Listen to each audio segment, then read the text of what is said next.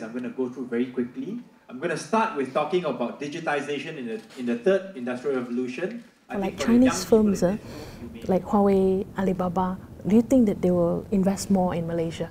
Oh yeah, I'm confident that they will. In fact, I just visited Huawei's headquarters, their global training center in Cyberjaya 2 days ago. And it was a very fruitful visit, and you could see how Huawei is very keen on wanting to make use of Malaysia as a place to recruit very good potential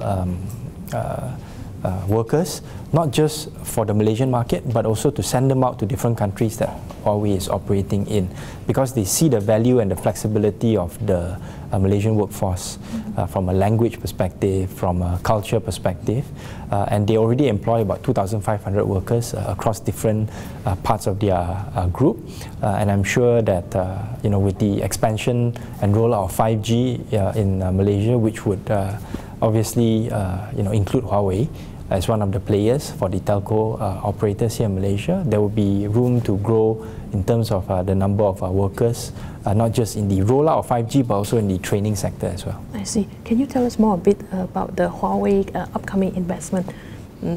I think it's across different sectors, like what I said just now. They've signed a MOU with Maxis already to help Maxis prepare for 5G rollout. They are also in discussions with other telcos in Malaysia to help them with the 5G rollout as well. So I think 5G rollout is a game changer for many people in the telco industry and also for the industry, especially in terms of Industry 4.0 rollout.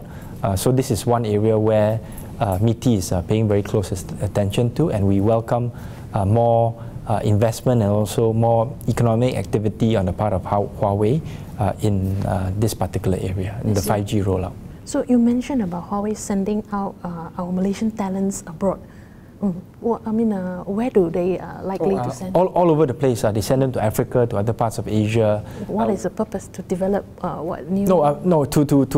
Basically, Huawei has a very diverse customer base.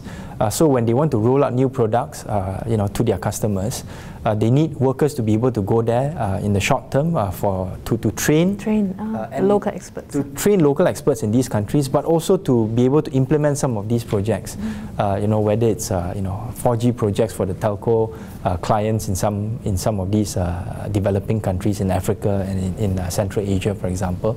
And the Malaysian workforce is very flexible. There's many Malaysians who can speak good English as well as Mandarin.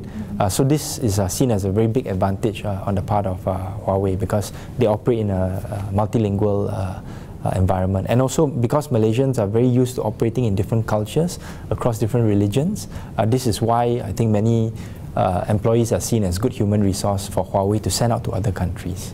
I see. So we're talking about investments, foreign investment like this. What do you think about Malaysia in terms of the competitiveness and the environment to compete with other countries in the region, like Thailand, Singapore, to attract investors like this, like Huawei, like Alibaba? Yeah, I think Malaysia occupies a very good location, a good sweet spot in terms of investment attributes. So for example, we are not as expensive as Singapore from a human resource perspective. At the same time, we also have high-skilled labor because of our very diverse IPTAs as well as IPTS, the public and as well as private colleges and universities. We are in a very good location as a hub in ASEAN. We have very good logistics in terms of airport as well as port connectivity, and also infrastructure in terms of road networks, and good transportation connectivity within the different cities in Peninsular Malaysia especially. We have also other areas of relative cost effectiveness from energy standpoint, price of electricity, price of water. Our office space is also quite competitive. So I think that together forms a very holistic package for us to be able to compete effectively against some of our neighbours, including Singapore as well as Thailand. I see. Can we expect any new figures, foreign investment to come in the near future? Well, last year China was the third year in a row the largest FDI source country for approved investments. In terms of the actual quantum itself, it increased by 3 times compared to 2017 to more than 15 billion ringgit.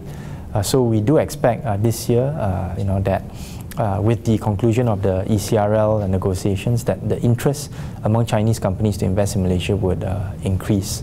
Whether or not the figure would, be maintained or increased by 50% or 100% is too early to tell because we are only in April. But we do have a number of projects in the pipeline that indicate this interest, and we want to attract more good quality Chinese investments to come to Malaysia. So the figure would definitely be tremendous. Can I say that?